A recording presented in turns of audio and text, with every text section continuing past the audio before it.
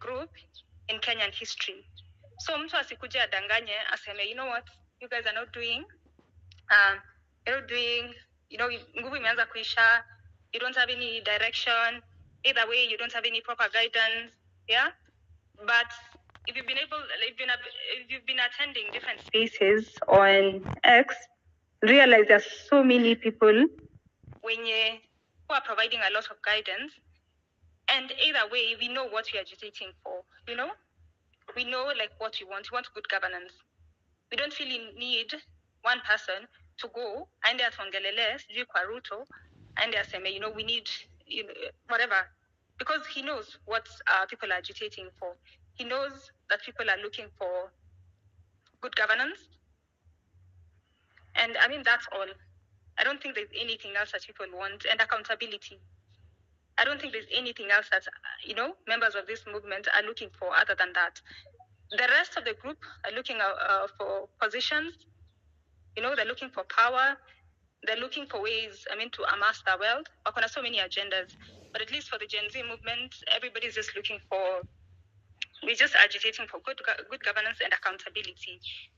Those are the two things that I think we'll all agree with. The other issue is that we've been having so many disturbing images on X of comrades being killed. I don't think that should slide, other than just sharing them. I think it's important because just all over the internet. Somebody had provided a link, ICC, which they can be uploaded, because like somebody said in the morning, this is a massacre that is happening in the country, and nobody seems to take accountability for that. So what needs to happen is that proper investigations need to be done.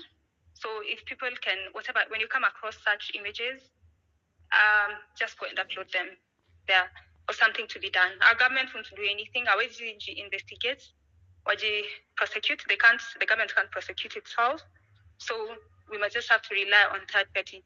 The other one is the division that is coming up, because there's a bit of division in a tri-cooker created by the government that's saying that other people are being financed, knowing very well that it leads to, some people feeling that, you're doing this for free, others are being financed. It's true.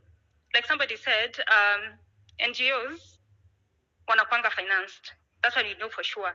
And the NGOs, that's what they specialize in. Civic, empowerment, attending to corruption issues.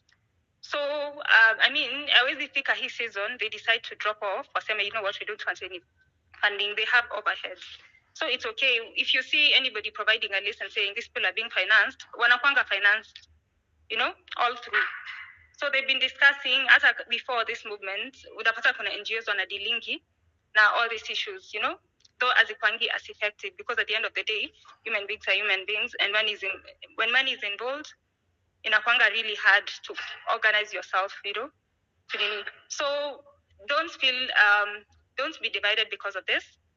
And if somebody is for us, tuache kuattack sana. The example I would say is, let's say Alan Namu. He's being sponsored. He had the NGO. He's been working with it for a long time. So kama alikuanga funded, that's an issue. Ataendelea tu kuwa funded, and he will continue doing what he knows how to do best. He's an asset actually to the group. The only thing that we need to disagree with is him going to do the exact opposite of what he wants. But at the end of the day, the Gen Zs are the leaders. If the Gen Zs have said no hosting the president, we are deplatforming the president, then it's not okay for somebody to ride on the movement. Then I end the answer to discuss the issues that Gen Zs are discussing. So if Gen Zs have said no, it should be a no. So that's when you have to call such people out, tell them no.